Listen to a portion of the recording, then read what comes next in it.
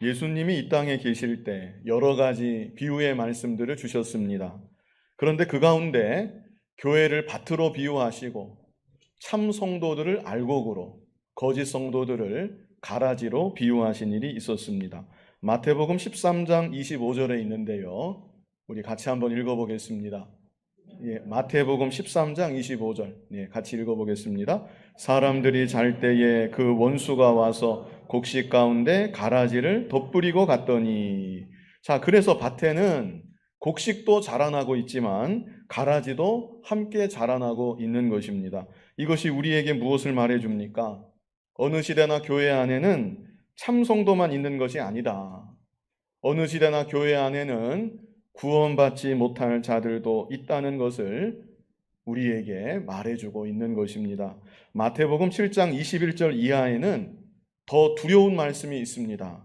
우리 마태복음 7장 21절로 23절 뜻을 생각하면서 같이 읽어보겠습니다. 나더러 주여 주여 하는 자마다 다 천국에 들어갈 것이 아니요 다만 하늘에 계신 내 아버지의 뜻대로 행하는 자라야 들어가리라. 그날에 많은 사람이 나더러 이르되 주여 주여 우리가 주의 이름으로 선지자 노릇하며 주의 이름으로 귀신을 쫓아내며 주의 이름으로 많은 권능을 행하지 아니하였나이까 하리니 그때에 내가 그들에게 밝히 말하되 내가 너희를 도무지 알지 못하니 불법을 행하는 자들아 내게서 떠나가라 하리라. 자, 21절을 한번 다시 보시기 바랍니다. 21절을 다시 보면 나더러 주여 주여 하는 자마다 다 천국에 들어갈 것이 아니요 이렇게 말씀합니다. 예수님을 향해서 주여 주님 이렇게 불렀다고 해서 그 사람들마다 다 천국에 들어가는 것은 아니라는 것입니다. 심지어 22절과 23절에는 주님의 이름으로 선지자 노릇을 했다, 목사를 하고 전도사를 했다는 것입니다. 주님의 이름으로 귀신을 쫓아냈다, 주님의 이름으로 많은 권능을 행하였다. 그렇다 할지라도 주님 앞에 섰을 때 나는 네가 누구인지 모르겠다, 이런 말을 듣게 될 사람들도 있다는 것을 예수님께서 친히 말씀하여 주셨던 것입니다. 전지전능하신 주께서 모르는 사람이 한 사람도 있을 리가 없습니다. 여기서 모른다는 것은 너는 나와 아무 상관이 없다, 이런 의미입니다. 입으로는 주여 주여 말했고 하나님의 일을 감당했고 그뿐 아니라 권능을 행하였다 할지라도 너는 나하고는 상관이 없는 사람이다. 내게서 떠나가라. 너무나 심각하고 두려운 말씀이 아닐 수 없습니다. 왜 예수님께서 이런 말씀을 하셨을까요? 입으로만 믿습니다 하지 말고 정말 내가 믿고 있는지, 정말 나의 믿음이 진실한 믿음인지 반드시 점검해 봐야 된다는 것입니다. 그저 내가 믿겠거니, 세례 받은 지 벌써 수십 년이 지났는데, 직분도 받았는데, 게다가 교회 생활 이렇게 멀쩡하게 잘하고 있는데 내가 당연히 믿고 있겠지, 별 생각 없이 지내다가 마지막 날 주님 앞에 섰을 때 내가 너를 알지 못한다, 너는 나하고는 상관이 없는 사람이다, 이런 말을 들어서는 결코 안 되겠기에 우리에게 미리 경고해 주신 것입니다. 자, 그렇다면 내가 정말 구원받은 하나님의 자녀인지, 장차 주님 앞에 섰을 때 내가 너를 알지 못한다, 이 말이 아니라 너는 나의 사랑하는 자녀임에 분명하구나, 내가 너를 위해 십자가에 못 박혀 피 흘려 죽어 너를 하나님 나라, 이 나라 백성 삼아 주었다, 이런 말을 들을 자인지 우리가 무엇으로 확인할 수 있는가, 스스로 점검할 수 있는가, 몇 가지 이 물음에 대해서 이 시간 함께 나누면서 무엇으로 나를 점검할 수 있는지, 그 몇 가지 물음에 대해서 이 시간 나누면서 같이 은혜 받고자 합니다. 자, 첫 번째 물음, 첫 번째 질문입니다. 각자에게 스스로 진지하게 물어보시기 바랍니다. 첫 번째 질문이 무엇인가? 내가 예수 그리스도를 정말 믿는가? 여러분 각자에게 반드시 진지하게 물어보시기 바랍니다. 다른 말로 하면 복음에 대한 진리를 내가 믿고 있는가? 그냥 그런가 보다 내가 믿겠거니 하고 대충 넘어가지 말고 내가 정말로 복음의 진리를 믿고 있는가? 우리는 우리 스스로에게 반드시 물어봐야 되는 것입니다. 복음의 진리를 믿기 위하여 먼저 선행되어야 될 것은 내가 죄인임을 깨닫는 것입니다. 나는 죄인입니다. 이 사실을 정말 절실하게 깨닫지 못하는 사람은 복음을 믿는다고 결코 말할 수 없습니다.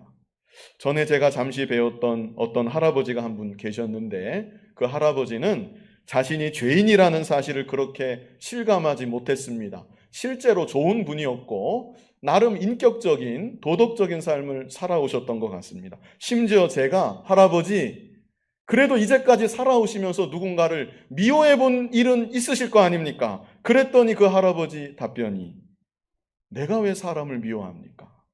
나는 누군가를 내 마음속에 그렇게 미워해 본 일이 없었던 것 같습니다.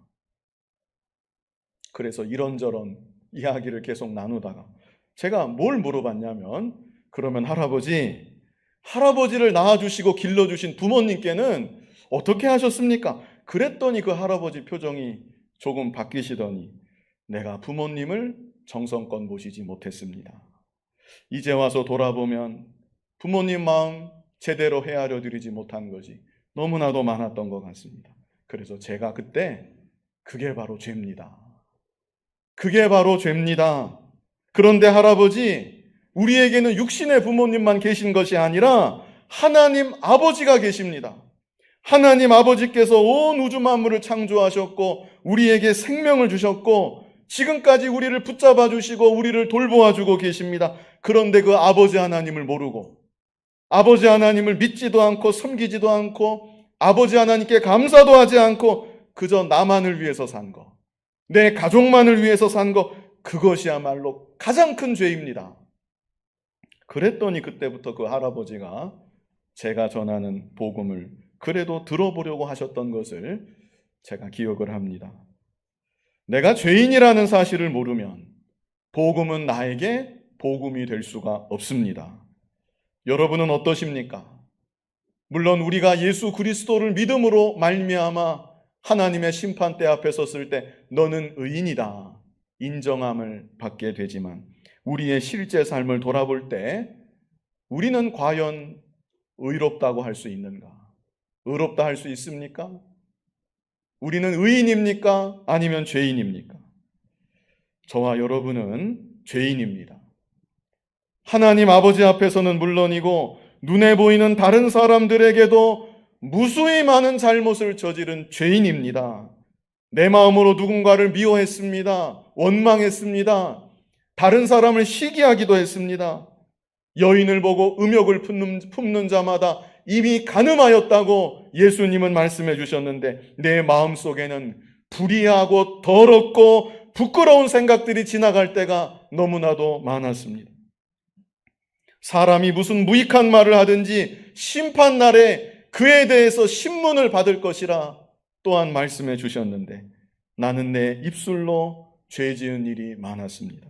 가시 있는 말로 다른 사람들에게 상처 줄 때가 있었고 쓸데없는 말로 덕을 끼치지 못할 때가 많았고 심지어 다른 사람을 직접 비방하고 욕한 일도 있었습니다. 행실로는 어떻습니까? 일주일 동안 어떻게 사셨습니까?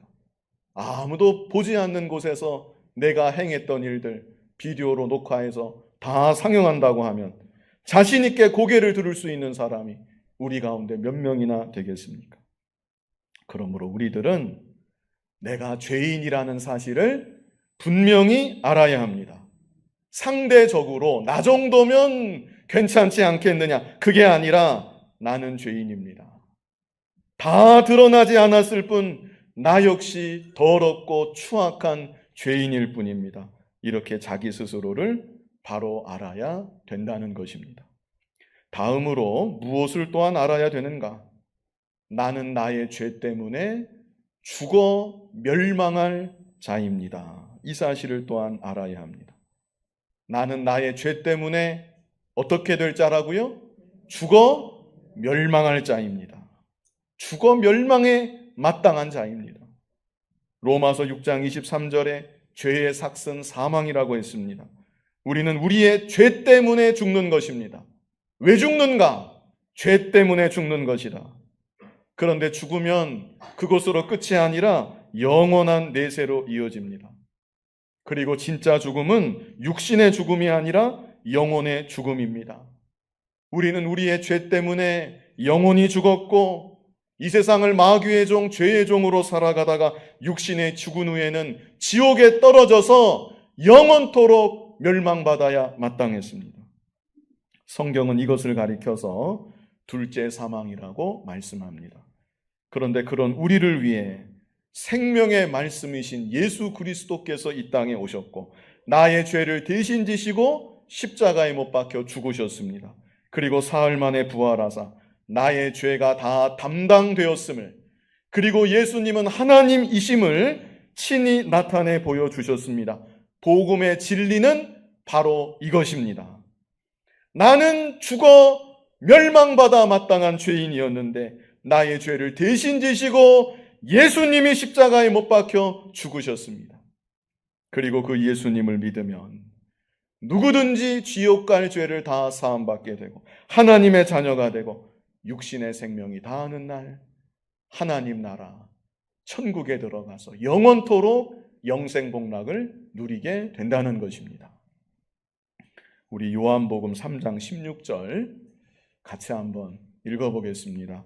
하나님이 세상을 이처럼 사랑하사 독생자를 주셨으니 이는 그를 믿는 자마다 멸망하지 않고 영생을 얻게 하려 하심이라. 아멘. 로마서 10장 9절도 같이 한번 읽어보겠습니다. 로마서 10장 9절 네가 만일 내 입으로 예수를 주로 시인하며 또 하나님께서 그를 죽은 자 가운데서 살리실 것을 내 마음에 믿으면 구원을 받으리라. 아멘. 에베소서 2장 8절 같이 한번 읽어보겠습니다.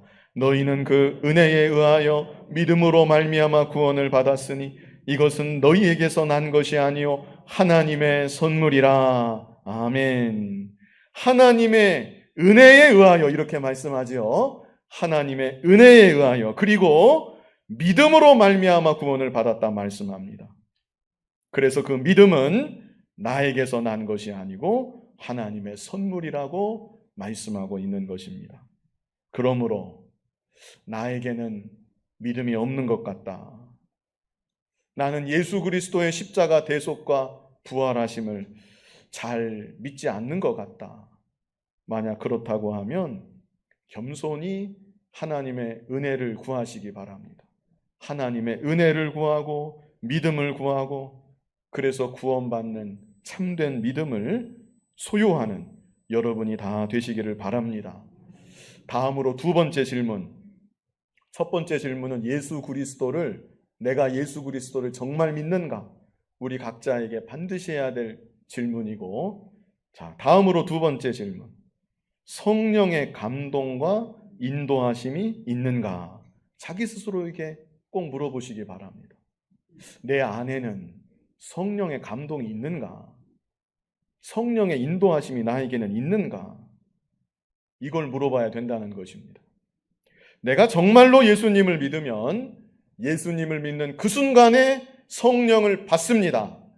예수 믿는 하나님의 자녀는 성령이 그 안에 내주하고 계신 것입니다. 그러므로 예수 믿는 사람은 성령의 감동을 받고 성령의 인도하심을 받습니다. 자, 고린도전서 3장 16절 같이 한번 읽어보겠습니다. 고린도전서 3장 16절 너희는 너희가 하나님의 성전인 것과 하나님의 성령이 너희 안에 계시는 것을 알지 못하느냐? 하나님의 성령이 너희 안에 계시는 것을 알지 못하느냐?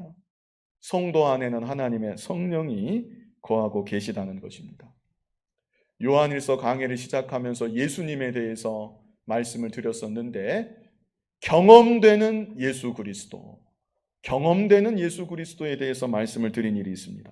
예수님을 믿는다는 것은 그저 자기 신념으로 내가 믿습니다. 그게 끝이 아니라 신념만이 아니라 정말로 살아계신 예수님이 내 안에 느껴지고 살아계신 예수님이 내 삶 가운데 경험이 되는 것이라고 말씀을 드렸습니다. 그게 왜 그런가? 성령 하나님이 내 안에 거하고 계시기 때문에 그런 것입니다. 성령께서 내 마음을 감동해서 예수님이 믿어질 뿐 아니라 살아계신 예수님이 느껴지게 만들어줍니다. 성령께서 내 마음을 감동해서 하나님과 실제 교통하고 교제하며 살아가게끔 만들어주는 것입니다. 그래서 내 안에 거하시는 성령 하나님은 나를 어떻게 감동하는가? 예수님이 느껴지게 감동하고 하나님과 실제 교통하며 교제하도록 내 마음을 감동해 주시는 것입니다. 그뿐 아니라 성령 하나님은 진리가 깨달아지도록 내 마음을 감동해 주십니다. 요한복음 16장 12절 우리 같이 한번 읽어보겠습니다. 내가 아직도 너희에게 이를 것이 많으나 지금은 너희가 감당하지 못하리라. 예수님께서 제자들에게 하시고 싶은 말씀은 너무나 많습니다. 그러나 말을 한다 해도 너희가 감당 못한다. 지금은 너희가 감당할 수 없다. 말을 들어도 이해할 수 없고 받아들일 수 없다는 것입니다. 그러나 이어지는 13절을 보면 우리 13절 같이 읽어보겠습니다. 그러나 진리의 성령이 오시면 그가 너희를 모든 진리 가운데로 인도하시리니 그가 스스로 말하지 않고 오직 들은 것을 말하며 장래일을 너희에게 알리시리라. 아멘. 그러나 누가 오신대요? 진리의 성령이 오신다. 진리의 성령이 오시면 그가 너희를 모든 진리 가운데로 인도할 것이다. 예수님이 승천하시고 오순절날 모든 믿는 자들의 마음 가운데 성령이 강림하셨습니다. 그리고 그 사건 이후로 신약시대 우리들에게, 신약시대 예수 믿는 모든 성도들에게 성령이 임하고 믿는 순간에 성령이 임하고 그때로부터 성령이 그 안에 내주하게 되는 것입니다. 그런데 내 안에 거하시는 성령은 내 마음을 감동해서 나를 진리 가운데로 이끄시고 진리의 말씀이 깨달아지도록 역사하여 주시는 것입니다. 지금 이 순간도 성령께서 감동하고 계시면, 내 마음 가운데 성령이 감동하고 계시면 말씀을 듣는 순간부터 말씀이 믿어지고 말씀이 이해되고 깨달아지게 되는 것입니다. 그리고 성령은 우리를 바른 길로 이끄십니다. 이게 성령의 감동입니다. 하나님 말씀 어긋나는 길을 가려고 할 때 내 안에 거하시는 성령이 양심을 통해서 나를 책망하십니다. 성령이 나를 감동해서 바른 길 가도록 이끄시기도 하고 성령이 나를 책망해서 바른 길 가지 않고 곁길로 갈 때 하나님 앞에 자복하고 회개하도록 이끄시기도 하는 것입니다. 사도행전 23장 1절을 보면요, 우리 같이 읽어보겠습니다. 바울이 공회를 주목하여 이르되 여러분 형제들아 오늘까지 나는 범사에 양심을 따라 하나님을 섬겼노라 하거늘. 나는 범사에 무엇을 따라 하나님을 섬겼다고 여기 고백합니까? 양심을 따라 하나님을 섬겼다. 믿는 성도의 양심은 성령께서 감동하는 양심입니다. 그래서 사도 바울이 양심을 따라 하나님을 섬겼다는 이 말은 성령의 감동을 잘 받아서 하나님을 섬겼다는 고백으로도 우리가 이해할 수 있는 것입니다. 사도행전 24장 16절에 또 말씀했습니다. 같이 읽어보겠습니다. 이것으로 말미암아 나도 하나님과 사람에 대하여 항상 양심에 거리낌이 없기를 힘쓰나이다. 양심에 어떻게 해요? 거리낌이 없기를 힘쓰나이다. 성령이 감동하면 순종하고 성령이 책망하면 그만두고 사도 바울이 이렇게 성령의 인도하심을 잘 받기를 힘쓴다고 고백한 것입니다. 그러므로 우리들이 내 안에 성령이 거하고 계시는가? 자기 스스로에게 물어봐야 됩니다. 예수님을 믿는다고 입으로만 고백하지 말고 내 안에 정말 성령 하나님이 거하고 계시는가? 성령 하나님이 내 마음을 감동하고 계시는가? 그래서 이제도 살아계신 예수님이 삶 가운데 느껴지고 하나님과 교통하는 기쁨도 온전하지는 않지만 그 기쁨도 누리게 되고 또 성령께서 감동해 주셔서 진리가 깨달아지고 성령께서 나를 적극적으로 이끄셔서 바른 길 가게 하시고 때로는 곁길로 갈 때 나를 책망하셔서 회개하게 만들어 주시고 이런 성령의 감동과 인도하심이 나에게 있는가? 우리 각자가 스스로에게 물어보며 우리 신앙을 점검해 봐야 되는 것입니다. 로마서 8장 14절 우리 같이 한번 읽어보겠습니다. 무릇 하나님의 영으로 인도함을 받는 사람은 곧 하나님의 아들이라. 아멘. 어떤 사람이 하나님의 아들이라고 여기 말씀합니까? 하나님의 영으로 인도함을 받는 사람. 예수님을 믿는다고 고백만 할 것이 아니라 실제로 예수님 믿으면 성령을 받았으니까 내 안에 거하시는 성령의 감동을 받고 성령의 인도를 받는 사람, 그 사람이 참으로 하나님의 자녀다, 이렇게 말씀하고 있는 것입니다. 자, 마지막 세 번째, 무엇을 또한 우리 스스로가 각자 스스로에게 물어봐야 되는가? 지금까지는 이 주관적인 영역이었다고 말할 수 있습니다. 내가 예수 그리스도를 정말 믿는가? 성령의 감동과 인도하심이 나에게 있는가? 남이 나에게 뭐라고 하든지 나는 있는 것 같습니다. 나는 그렇습니다. 그렇다면 더 이상 할 말이 없는 것입니다. 그래서 첫 번째 질문과 두 번째 질문은 상당히 주관적인 영역의 질문이었다, 이렇게 생각할 수 있는 것이죠. 그런데 세 번째 질문은 다릅니다. 세 번째 질문이 무엇인가? 말씀을 지키는가 안 지키는가? 이것은 드러나는 것입니다. 내가 말씀을 지키면서 사는가? 아니면 말씀을 지키지 않는가? 자, 오늘 본문 3절을 같이 한번 읽어보겠습니다. 오늘 본문 3절, 각자의 성경 3절을 읽겠습니다. 우리가 그의 계명을 지키면 이로써 우리가 그를 아는 줄로 알 것이요. 자, 이 구절을 자세히 보시기 바랍니다. 우리가 그의 계명을 지키면 이로써는 계명을 지키는 걸 말하죠. 계명을 지키는 것을 통해 우리가 그를 아는 줄로, 여기서 그는 예수님이죠. 계명을 지키는 것을 통해 우리가 예수님을 아는 줄로 우리가 알 것이요, 이런 뜻입니다. 우리가 그를 아는 줄로 우리 자신이 스스로 알 것이요, 이런 의미라는 것입니다. 무슨 뜻입니까? 내가 정말로 예수님을 믿고 있구나, 내가 정말로 살아계신 예수님을 경험하고 그 예수님을 알고 있구나, 이거를 내 스스로 어떻게 알 수 있는가? 계명을 내가 지키는 것을 보니까 나는 예수님 정말 믿는 사람이구나, 나는 정말 예수님 아는 사람이구나, 이게 확인이 된다는 뜻입니다. 반대로 4절을 보면 본문 4절 같이 읽어보겠습니다. 그를 아노라 하고 그의 계명을 지키지 아니하는 자는 거짓말하는 자요 진리가 그 속에 있지 아니하되. 주님의 계명을 지키지 않는 자, 자기 입으로는 내가 예수님 믿습니다, 내 안에는 성령이 거하고 계십니다, 아무리 그렇게 말해도 계명을 지키지 않는다면 그가 하는 말은 다 거짓말이다, 진리가 그 사람 속에 있지 아니하다, 이렇게 단언하고 있습니다. 다시 5절을 보면 같은 말의 반복입니다. 말만 바꾸어서 계속 반복하고 강조하고 있는 것입니다. 5절을 한번 같이 읽어보겠습니다. 누구든지 그의 말씀을 지키는 자는 하나님의 사랑이 참으로 그 속에서 온전하게 되었나니 이로써 우리가 그의 안에 있는 줄을 아노라.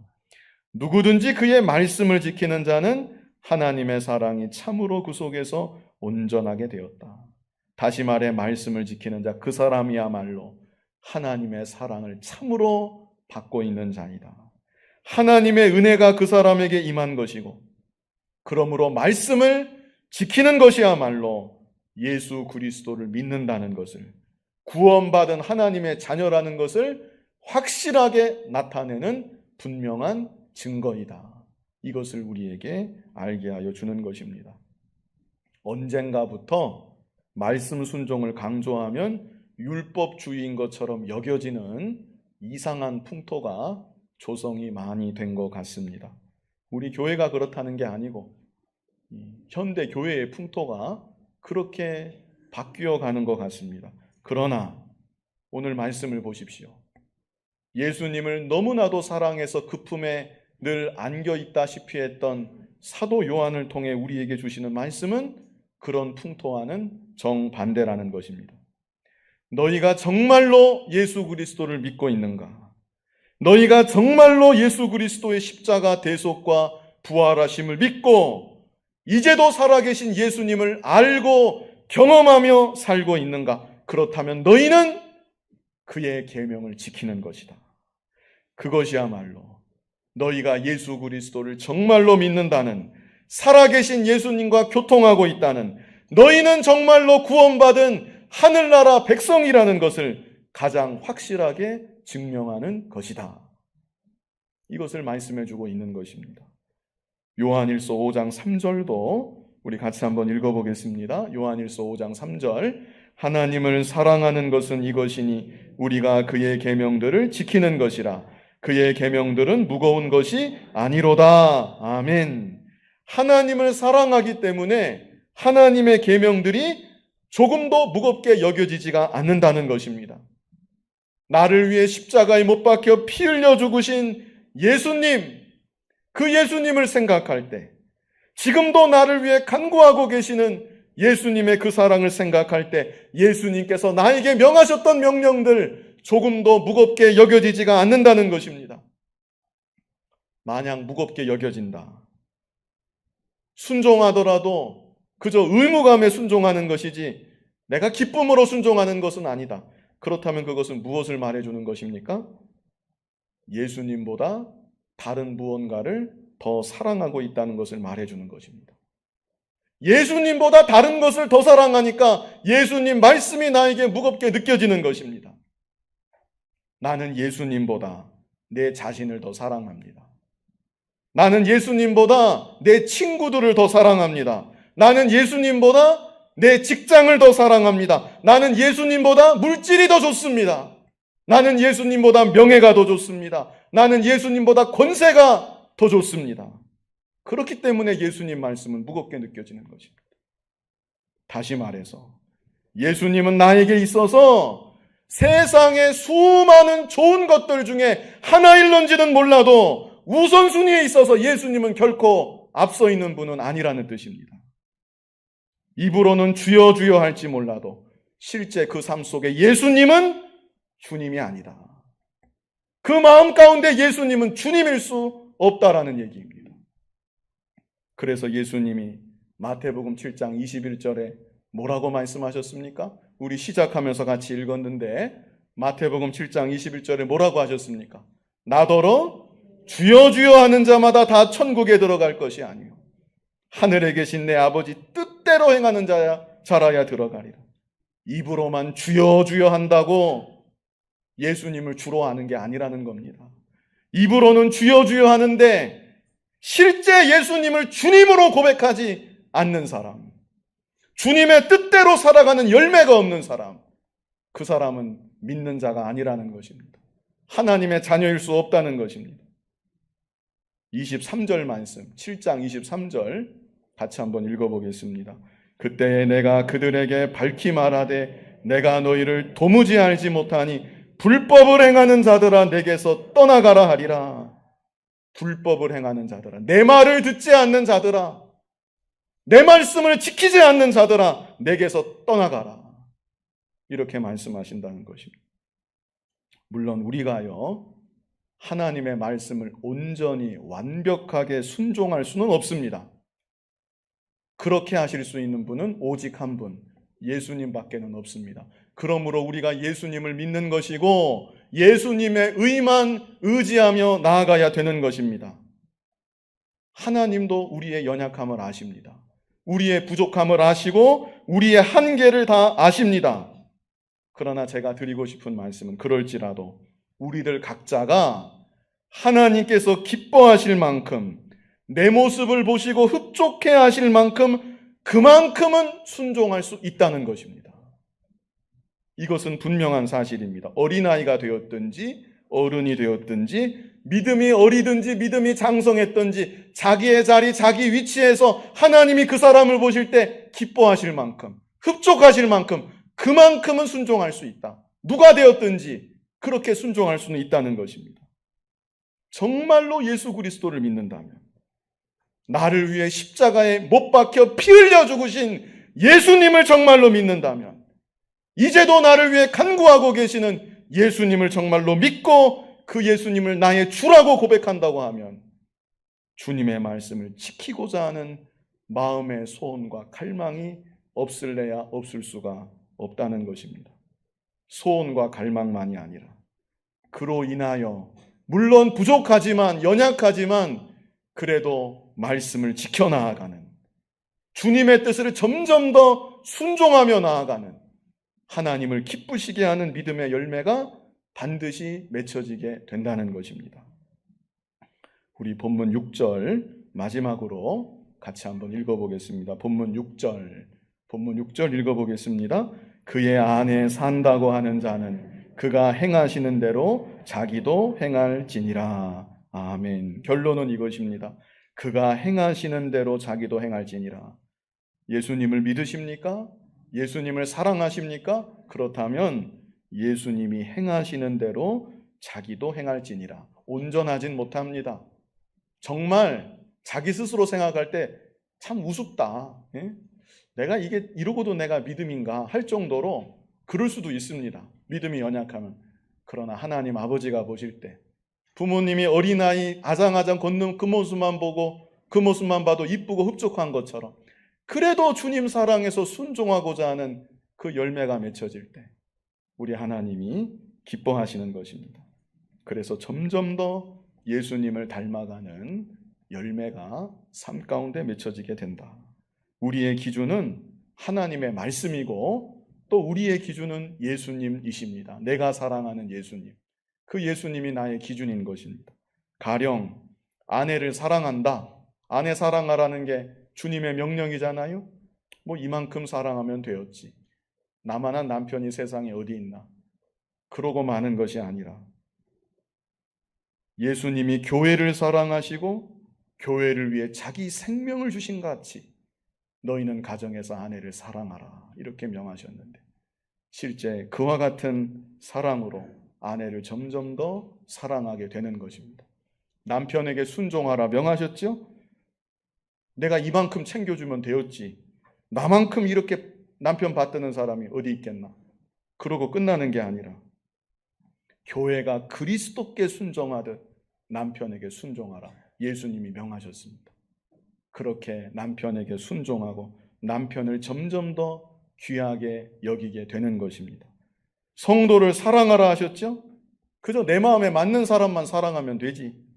저런 사람까지 내가 저런 사람과 얽혀서 마음 상할 일이 있겠는가. 적당히 거리 두고 나는 나대로 믿음 생활하면 된다. 그게 아니라 주님의 한 몸을 이루어 주신 줄 믿고 비록 부족하지만 내 자신을 사랑하는 것처럼 내가 저 사람도 점점 더 사랑해야지. 다른 형제를 사랑하도록 소원하고 기도하고 더욱 힘쓰게 되는 것입니다. 이 시간 구원의 확신 이런 제목으로 말씀을 증거했습니다. 예수님도 우리에게 각자의 신앙을 점검하라고 말씀하셨고 고린도후서 13장 5절에도 너희는 믿음 안에 있는가 너희 자신을 시험하고 너희 자신을 확증하라. 이런 말씀이 있습니다. 내가 정말 믿음 안에 있는가? 내가 정말 구원받은 하나님의 자녀인가? 각자가 점검하며 스스로에게 물어볼 수 있는 질문 3가지를 이 시간 보았는데요. 첫 번째 질문은 무엇이었습니까? 내가 예수 그리스도를 정말 믿는가? 이 질문은 여러분 인생에서 가장 중요한 질문입니다. 내가 예수 그리스도를 정말로 믿는가? 두 번째 질문은 무엇입니까? 성령의 감동과 인도하심이 있는가? 내가 예수 그리스도를 정말 믿는다면 성령을 나에게 주신다고 했고 성령이 내 안에 거하신다고 했는데 그렇다면 나는 성령의 감동이 있는가? 내 삶 가운데는 성령의 인도하심이 있는가? 각자가 점검해 봐야 합니다. 마지막 3번째는 무엇입니까?